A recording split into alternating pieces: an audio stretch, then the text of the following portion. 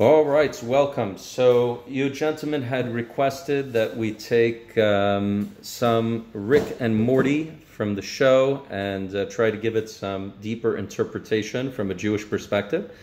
So we're going to attempt to do that. I have to make a number of disclaimers. Disclaimer number one, I am not telling you to watch the show. I am not suggesting that you watch the show. I don't have any profit from you guys watching the show. And certainly there are other people that are concerned about watching these kinds of things. So I'm just saying what I have to say to start off. This is in the spirit of a book called Kosher Movies. I don't know if you can see this or not. Kosher Movies. I guess you can kind of see it. It's, believe it or not, a Jewish book that takes a number of different movies, both classic and modern, and tries to give them kind of a Jewish interpretation. So I was a little bit inspired by that. The next disclaimer that I'm going to make is I am not going to review every detail of this show. This is not like a piece of Chumash or a piece of Gemara. I mean, I am aware that you could interpret every iota of the show. I'm not going to attempt to do that. I have 7 points for interpretation. Each one of those 7 could be a shir in itself. I know that I say that all the time, but it's true. Well, it's true. So that's the second disclaimer. And the third disclaimer is if you did not watch the episode and do your homework, you should have come prepared, because otherwise I don't really think you're going to understand what I'm talking about when I make references. But even so, just pretend and we'll try to have a good time. All right, so the first idea is that we see throughout this Rick and Morty show that there's a theme about reality. What is reality? And they've done it before. In the first season, they had a little bit of a spoof on The Matrix.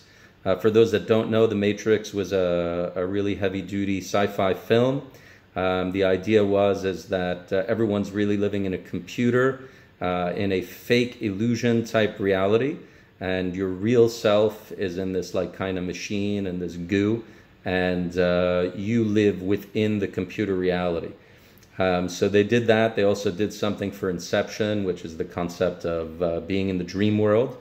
But in any event, so we actually find a lot to be said about this in the Jewish world. There have been a number of shiurim about the film The Matrix, because really The Matrix is an excellent exposition of the Kabbalistic or mystical Jewish perspective on the world. Now, this shiur has been given by many people.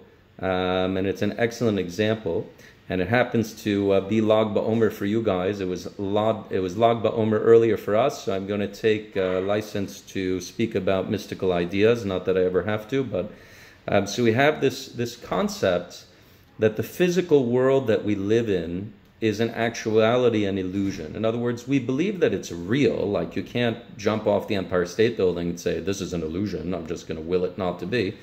But at the end of the day, we believe that the spiritual reality is truth, and the physical reality is an arena in which God has placed us where we have free will, and that we have the ability to interact and to do certain things that we wouldn't be able to do in the spiritual reality. There's actually an entire book, I'm going to be doing a lot of show and tell with you guys, a book called World Mass by Rabbi Akiva Tatz, which speaks about this concept of the entire physical world being a mask or being an illusion, and the spiritual world being the actual reality. Now, we come into contact with this all the time. So many times we meet a person, and that person may look physically attractive or have charisma, but when we get to know them a little bit more and we see the true essence of that person, we might unfortunately see a very different reality. So we know that in the physical world, things are not necessarily what you see is not what you get. And we're going to turn back to this when we talk about consumerism in point 7. But this is a world of illusion. It's a world basically that tries to entice us into thinking that it is real, when the fact of the matter is that we are only here temporarily. And within a heartbeat or 120 years, we're going to be in a different reality. And so the show often goes into these different realities and discusses, what's real, so on and so forth. But it's certainly something that we as Jews think about a lot, or we're supposed to think about. What is the reality? Where is the reality? is Olam Haba, the world of truth, the future world, the spiritual world. Is that reality, or is this physical world reality? And many people, unfortunately, are trapped into thinking that this world is real. And again, we're not saying that it isn't, but vis-a-vis the ultimate purpose, the Ramchal and Derech Hashem clearly explains that our true purpose is to be found in the ultimate reality. And we're going to go back to this idea a little bit later. So let's fast forward. So point number 2. So the first 2 characters, it says my internet connection is unstable. Can you guys still hear me? Am I in fact unstable? You're lagging. You're like kind of jittering. I'm lagging? Okay. So if it's a little bit better now, I'm just going to continue. You know, there's like probably 20,000 people in Ramat Beit Shemesh all using their internet at once. So it comes and goes. But so the second idea is that our 2 main characters, and there are many spoilers here, end up in this room called the room of ex-girlfriends, right? So Morty obviously has a number of exes, and it's obviously a nightmare to be in that room. So I like to analyze that both psychologically and mystically. So on a psychological level, we know that whatever intimate relationships we've been involved with, it's not like they just kind of disappear and after we're done with that relationship, it's gone. And it's gone. And we never think about that person, so on and so forth. But rather, any kind of intimate relationship that we have, whether it's physical or emotional, so on and so forth, it leaves its traces on us. And the Gemara makes a fascinating statement. I heard this from Gila Mandelson. The Gemara says if there's 2 people that are divorced and get remarried, so when they go into the nuptial bed, I hope you understand what that means, there is actually 4 people in the bed. Now that's just like such a crazy idea, but what does it mean? It means that when a person has been intimate with somebody else, it's almost impossible not to think or to compare with the other person. And so too, when a person has been licentious in their behavior, so they have all of those memories and all those people within them, and that obviously leads to some emotional and maybe even physical complications. It certainly leads to comparisons. I speak for most men. Most men probably don't want to know who their wife was with, who she was dating, so on and so forth. That's kind of information that we would rather not have. There was a scene in Clerks, but I'm not going to discuss it. Only those people that are cool enough will get that reference. In any event, so that's on a psychological level. On a mystical level, there's a fascinating idea that anybody that we have been with is kind of what's called a zivug, or a spiritual match. And that person is connected to us. So we have in the Torah, we have the situation with Yosef that says that Yosef was very tempted by Potiphar's wife. He refused to be with her physically. He refused to even lie down next to her. And Rashi makes this bizarre statement. He says, not in this world and not in the world to come. The Zohar comments that when a person is intimate with another, that person is kind of chained to you. That person is together with you unless you do tshuva for all eternity. And that's also a very heavy-duty idea. And, it tells us that unlike the way that it works in today's society, that intimacy is something that's very real and very, very powerful. And it's not just like, exchanging numbers or just something that doesn't have that profound meaning. And therefore, we have to think very carefully before we get involved with people. Do I want to be involved with this person for all eternity? Do I want to be chained to this person for all eternity? What you might think is a good time might be a lot more than that, and it might have further implications. And that brings us to our next point, and that is the beginning of the tickets, please, guy. So he has a most unfortunate end. If I was like one of these video guys, I would like put the picture of him like floating in space and whatnot. So what's really interesting is that he meets whatever end, and he's kind of suspended in this grueling, half alive, half death. And then they go to this cutscene where there's this pair of aliens, right? There's the guy and the girl, and I think they're playing video games and doing some kind of weird alien hookah or something like that. And the guy's like created an entire religion, an entire idol around the ticket taker who's like half alive, half dead. And he quite accurately depicts, what happened to this guy, what's going on with him. And then he says, our whole religion is based on the fact that we've repressed our sexual energy, and instead of acting on it, we're going to not act on it, and that maintains the state of the universe, that the universe will not disappear. And so he has this whole, fabricated religion that he created that's all based on, not hooking up. And in 1 second, the girl turns to him and says, I find that very attractive. And this next second, he throws out his entire life philosophy and his entire life religion. He's like, all right, well, let's just do it once, that nothing will happen. And the end result, of course, is since they did that, his reality disappearing, and they both kind of disappear into nothingness. So obviously there's a lot to be said about this in terms of idol worship, right? Like idol worship is really creating your own religion so that you can do what you want. At the end of the day, it's very easy because if I can make up my own rules and I can, basically not have to follow, anybody else's guidance. So that's like the easiest thing to do. And also what's fascinating is that for a moment of physical pleasure, the person's willing to sacrifice everything, sacrifice their entire reality.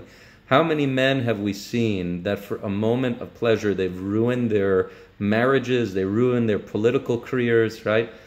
Rabbi Nachman talks about how a person is willing to give up everything, give up their life for just a moment of physical pleasure. And we see that tachlis, we see that in today's society, that a person through a sexually transmitted disease could die just from having relations once, and nevertheless, the Yetzer Hara, the evil inclination, tries to convince us, to go in that direction. So it's an amazing lesson of how physical desire can cause us to give up all of our beliefs. We saw this in the Torah with the situation with the Moabites and the Midianites, with Pinchas and the famous shish kebab incident, as we like to call it. And at the end of the day, it's something to think about. So those are the two relationship points. We're going to move to the fourth point now, which is in a different direction altogether. So Morty, of course, shoots up the ticket guy who's in suspended animation, suffering a grueling death. And that, of course, brings up the question, in halakha, if somebody is suffering, if somebody is, on death's door and he's about to die, are you allowed to kill that person? Are you allowed to end their suffering? Now, there's obviously tangents when it comes to euthanasia, right? The youth in Asia, what does they have to do about it? They've got enough problems right now of their own. But euthanasia obviously is a big topic. It's so difficult to see people suffering, especially people that we love. And of course, the first thing that comes to mind in the Tanakh of this situation is what? Audience participation moment. Who was in this situation, gentlemen? Anyone learned the book called Tanakh? Yeah, wasn't there like that king? Yes, excellent. Very good, Michael. You got a name? Ben, you got a name? Very good. So that's right. So King Shaul, at the end of the book of Shmuel, he is at war with the Philistines. The Philistines have their archers that really make quick work of him. He's suffering greatly. He does not want to fall into enemies' hands because it would be a tremendous chilul Hashem. Also for him to be tortured and so on and so forth. And so he asks his armor bearer to kill him. His armor bearer says no. And he ends up falling on his own sword, which is a whole discussion as to suicide, whether he's allowed to do that or not. There's a number of mefarshim on it. Then later on, in the beginning of Shmuel Bet, we have the other side of the story, where King David is informed by apparently a Amaleki fellow, that this fellow said he saw Shaul suffering, and he put him out of his misery, killed him. Of course, David kills him for doing that. But at the end of the day, a very important question as to whether or not, if somebody is suffering, we're allowed to end their suffering. There's a parallel in the Haftorah that I believe we were supposed to read a few weeks ago, but I think it got jettisoned by Rosh Chodesh.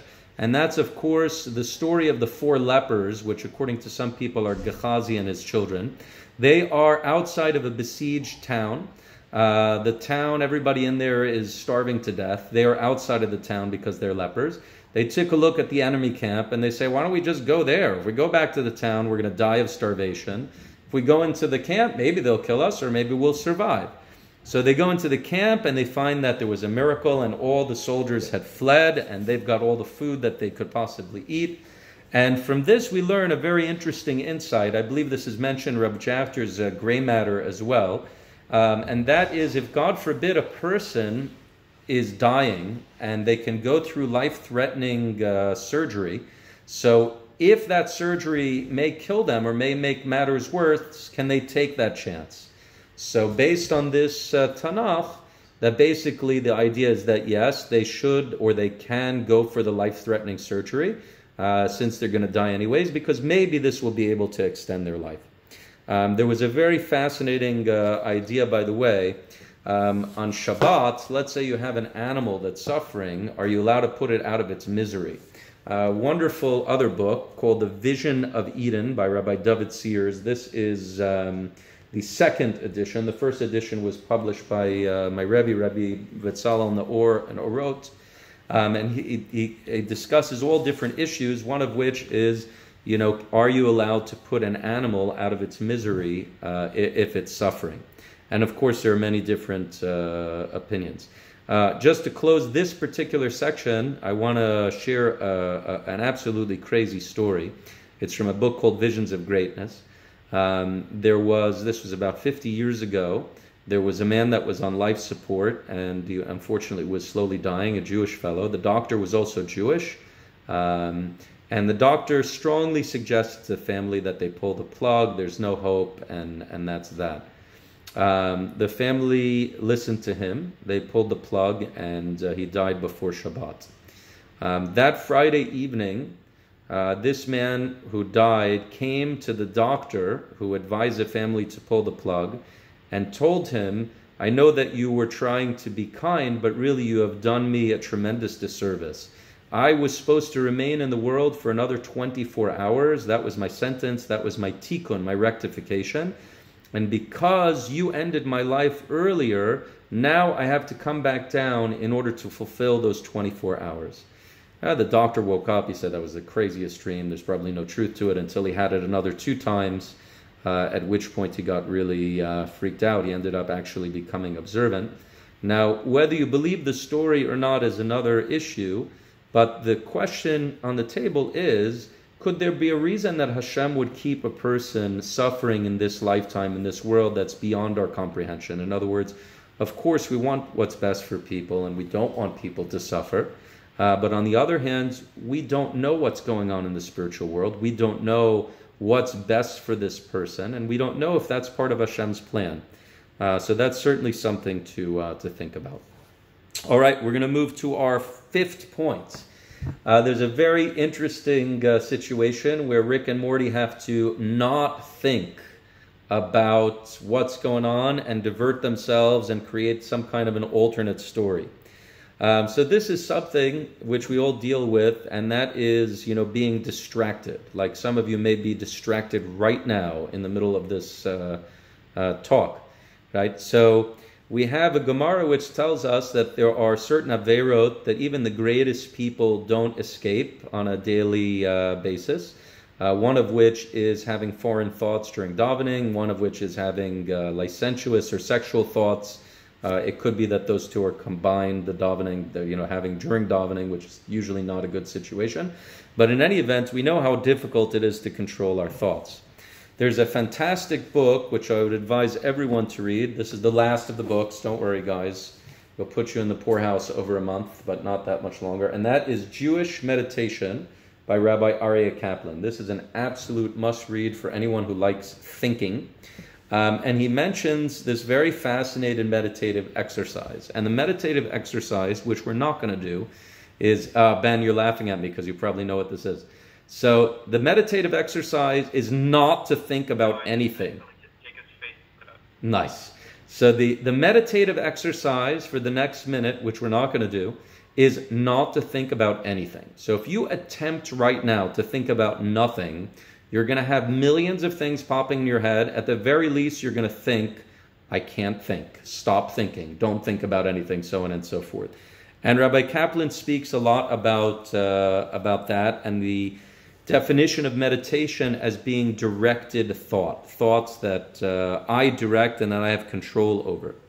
Rabbi Nachman of Breslov speaks about the idea that a person can really have only one thought in their conscious mind. We can have many thoughts in the subconscious, but that the way to focus is to gently focus on the one thought and to try to not to push away the other thoughts, because then that will take a lot of energy, but rather gently to just focus on the one thought. By the way, there's an interesting idea. We know that we're not supposed to be thinking about Torah in the bathroom, right? So that's a place that we have to be distracting our thoughts, not to think about. There is one exception, and this is unreal. There are certain chachamim who say that if a person is going to have certain unsavory or licentious thoughts, it's in the bathroom even, it's better to think Torah than to think about those. That's the only heter I've ever heard about, thinking Torah thoughts in the bathroom, but maybe a little bit elusive. But in any event, this is an entire topic within itself of the mind, thoughts, distractions, and how sometimes I think we just lost ourselves. How sometimes distractions can be a good thing. For those that are watching the video, I'm actually teaching this class on Zoom, and that is why you're hearing an echo, and we just zoomed out from the other people. So I'm probably going to repeat this, but I think we've lost everybody in Zoom land, which means I'm just speaking to whoever's watching this in the video in a disconnected fashion. But in any event, so there's so much to be said about directed thought meditation and the importance of thinking about how our brains work and how our minds work. I'm just going to go on a side point here as we have lost the people on the Zoom, and I don't want to split this video into two. So originally, how did this come to be? So I had a number of students that enjoyed the Rick and Morty, and we have a class called Judaism and Pop Culture. So they had asked me to please, give some kind of an interpretation. Is there any Torah interpretation? Is there any Jewish interpretation, to the show? So I took the challenge, and I am attempting to do a job of that. I don't know if I'm being successful. We're more than halfway through at this point. So that's that. I'm just going to keep going, even though I think we've lost everybody in the class. So the fifth idea is when Rick and Morty are chained up to the story machine, and what ends up happening is that the story master is stealing all their memories. It was kind of reminiscent, for those that are old enough, of the Flash Gordon film when they're trying to steal one of the people's memories. And what ends up happening is that he starts thinking about the Talmud and all the Gemara he learned, and that saves his memory. But in any event, so what happens is they start thinking about different things, and they're getting like all their memories sucked away from them. And what happens is, all of a sudden, is that they go into this kind of religion mode. Now, once they start talking about religion, everything goes wrong. Of course, what happens is the broad appeal that the show had goes to zero. Everybody stops listening, and it ends up being focused about JC. But I think that one could probably apply that to all religion. Unfortunately, that religion is a big downer for regretfully for most people. So I'm going to try to get my group back over here. The This is one of the unfortunate things about technology, that sometimes it works and sometimes it doesn't work that well. Ah, gentlemen, I'm so sorry. Are we back? Can you guys hear me? Are we... I'm sorry about this out there. This is what happens when you don't know how to take the Zoom recordings and work it out properly. So let's see. We're going to try this again. I'm sorry for wasting your time, but... Ah, okay. Are we back? Yes? Gentlemen, are we back? Can you hear me? Just so that you guys... Are we back? All these rabbis, the other people, the people that we play. I'm willing. You know what? Maybe I'm wrong. I have a feeling maybe Rav Shimon got some of the videos, and that's why he really wanted them all. All right. Well, I'm just going to continue. It looks like some of us are back here. All right, gentlemen, are we back? We'll find out when they watch this. We'll find out when they watch this. What? Gentlemen, hello? I thought the aroma one was pretty The crazy. aroma one was the funniest one. Okay. It was so funny because he sent us a bunch of videos, and then one of them was just, he took a video of them just calling someone a name. All right, gentlemen, I'm going to continue here. Whatever. We'll find out if it was Rav Shimon or Rav Yair when they watch this recording. Oh, that's going to be bad, man. That's going to be really bad. All right. In any event, gentlemen, I don't know if you're with me. I don't know if I've lost all of you. I'm not quite sure what's going on, but I'm just going to continue here. So what happens is that as soon, of course, that they start talking about religion, it's a big downer, and everything just kind of collapses from there. So there are obviously a number of reasons for this. First of all, of course, religion is not something that most people are particularly interested in, because religion is viewed as being restrictive or disciplinarian. There's a lot of things that various religions prescribe that people should not do, and therefore, I don't necessarily want someone, telling me what to do, even if it's for my own benefit. So I take, for example, exercise. I give everybody total reshus to give me musar at any moment, because I don't exercise enough and I really need to. So somebody says about exercise, what do we do about it? Like, I'd like to exercise, but I'm either too lazy, or I have a number of different excuses that I put in my head as to why I don't exercise. So, you know what? I'm going to press pause now and try to re-find my group. It will split the video into two, but I'm very sorry about that.